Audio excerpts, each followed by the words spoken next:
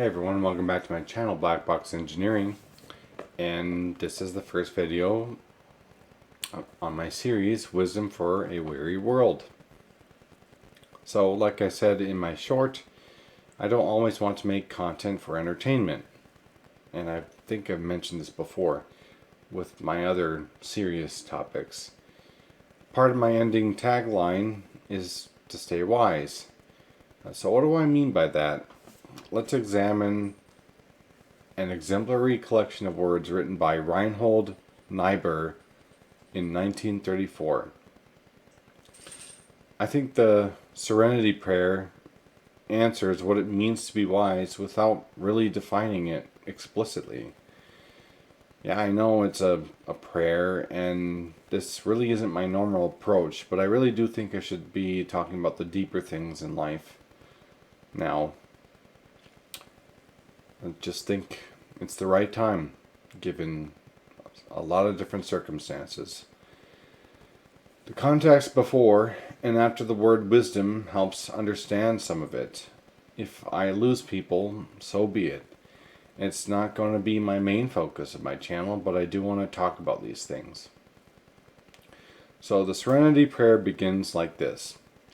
God, grant me the serenity to accept the things I cannot change, courage to change the things I can, and wisdom to know the difference. I find this incredibly meaningful as an isolated phrase.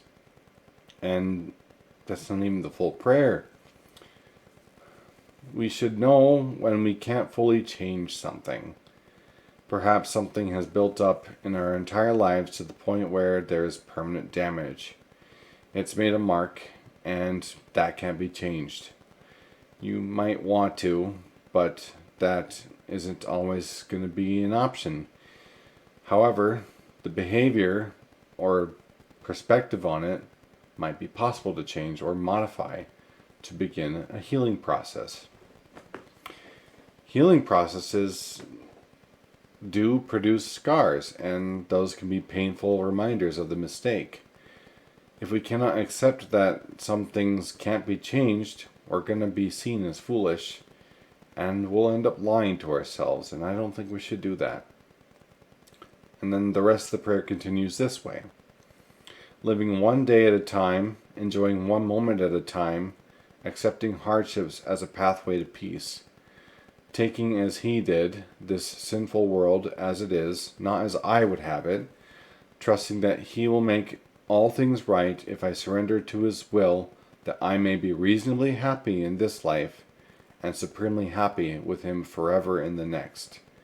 For context, if you aren't sure who he is, Reinhold is talking of Jesus. Living one day at a time and enjoying one moment at a time kind of makes me remember the funny but touching line that Oogway says in Kung Fu Panda. I know, it's a weird tie-in, but stay with me. You are too concerned with what was and what will be. There's a saying, yesterday is history. Tomorrow is a mystery, but today is a gift. That is why it is called the present.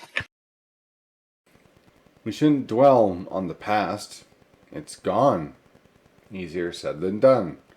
We also shouldn't overly worry about the future because it hasn't happened yet. Again, easier said than done. Strangely, this pattern of seemingly conflicting information is very common with wisdom, but the thing is, it never really is fully contradictory. I think that is why the writer added accepting hardships as a pathway to peace. When we get down to the nitty-gritty and really steep in the pain and endure, there's a great level of peace that can come from that. It's fulfilling to come full circle. You made it despite those problems. And I know everyone is not as tenacious, and they're not able to do the same as me or anyone else, but that's not really the point of that. That is another reason to recognize when things aren't going to change, as I said earlier, as the prayer says earlier. That is also why we ought to take the world as it is, and not dream up some idealized version of it that doesn't exist, and frankly will never exist in our current time. The writer is asking us to be grounded and remember the pain and even acknowledge evil for what it is. That is also why I think the closing says we can be reasonably happy now, even if things get really dark. It might even be better to say the word content, because let's face it, we might not ever be happy. And then it does mention to be supremely happy, I'd say even joyful, in the next, if we put aside our own understanding and selfishness. In my opinion, I often think that happiness is fleeting, but joy is forever. It might be necessary to follow a different plan that wasn't written by you. Maybe you don't know what's best for you because you have tried to do that and you found it lacking. Remember, think outside the box and stay wise. See you in the next one. Bye.